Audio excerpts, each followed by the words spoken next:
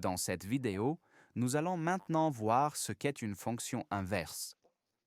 Prenons une fonction f de x qui est donnée par la formule 2x plus 1, c'est-à-dire c'est une fonction linéaire simple. Et nous savons que nous pouvons insérer un x dans cette fonction, et de l'autre côté, nous obtiendrons x. Tels x et an peuvent être représentés comme le domaine de définition, c'est-à-dire ce sont toutes les valeurs que nous pouvons insérer dans notre fonction. Eh bien, dans ce cas, nous allons dire ceci. Nous allons insérer 0, 1, 2 et 3 dans notre fonction. Et bien sûr, de l'autre côté, nous obtiendrons alors l'ensemble des valeurs de la fonction. Et regardons maintenant quelles valeurs ce seront. C'est-à-dire, si nous insérons 0, nous aurons 2 fois 0 plus 1, donc 1, n'est-ce pas? Notre fonction fait en sorte que 0 de l'ensemble de définition pointe vers 1, n'est-ce pas? C'est-à-dire l'original et les images des originaux, comme nous l'avons dit, si nous nous souvenons de ces premières vidéos.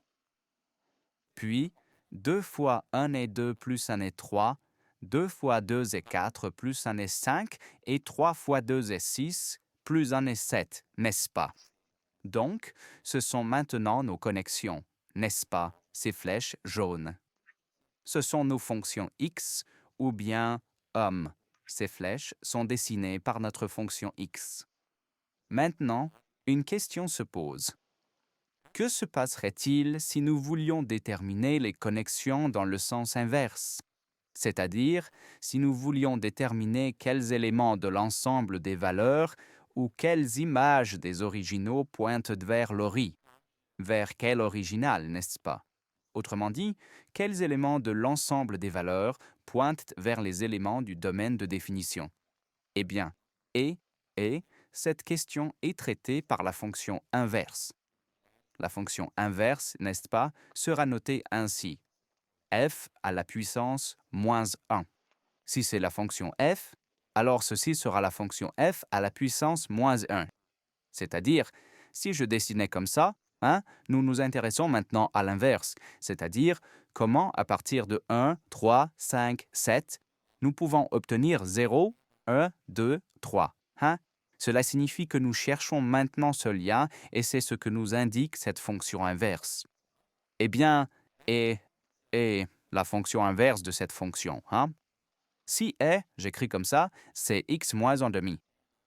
Ensuite, dans la prochaine vidéo, nous apprendrons comment trouver la fonction inverse d'une fonction. Vérifions si c'est vrai, c'est-à-dire, si je mets 1, j'obtiens un moins 1, ce qui fait 0, divisé par 2, c'est 0. 3 moins 1, AM, ça fait 2, divisé par 2, ça fait 1. Donc, on voit que cela tient vraiment. Bon, regardons maintenant cet exemple sur le graphique. Eh bien, ici, je voudrais d'abord attirer l'attention sur une chose, à savoir que nous avons appris ceci, n'est-ce pas? Que a à la puissance moins 1 est égal à 1 sur a. Eh bien, et ici, f à la puissance moins 1 ne signifie pas que nous mettons 1 sur f, n'est-ce pas? Cela n'est pas correct, et vous devez être très attentif à cela. Écrivons maintenant notre fonction, c'est-à-dire, nous avons f de x est 2x plus 1, c'est-à-dire, nous voyons, c'est le graphique de notre fonction linéaire. Eh bien, et la fonction inverse de cette fonction, la fonction f de x est am x moins 1 divisé par 2. Et qu'est-ce que nous pouvons voir ici? Ici, eh bien, nous verrons.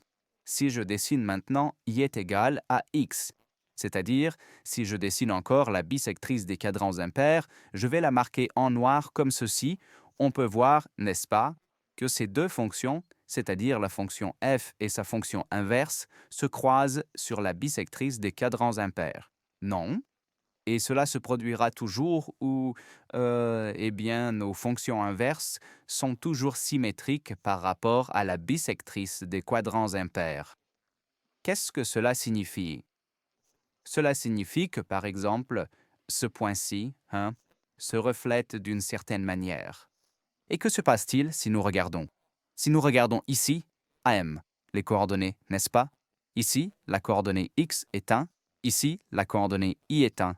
Ici, la coordonnée x est 0. Ici, la coordonnée y est 0. Cela signifie que pour les fonctions inverses, cette règle s'applique, n'est-ce pas? Il faut bien se souvenir de cela maintenant. Pour la fonction, quand nous avons la fonction f, son point 1, a, b. Cela veut dire que la coordonnée x sera a, la coordonnée y sera b. Regardons ici. Par exemple, ce premier point est 0, 1. Le deuxième point est 1, 3. Pour la fonction inverse, le point aura les coordonnées inversées ou ces deux coordonnées seront échangées, n'est-ce pas? Donc, si nous regardons ce point, x est 1 et y est 0. Ici, x était 0, y était 1. Si nous regardons ce point, ici 5, 2, donc ceci est x, ceci est y. Ici, x est 2 et y est 5. Bon, maintenant, dans la prochaine vidéo, nous verrons comment obtenir l'inverse d'une fonction.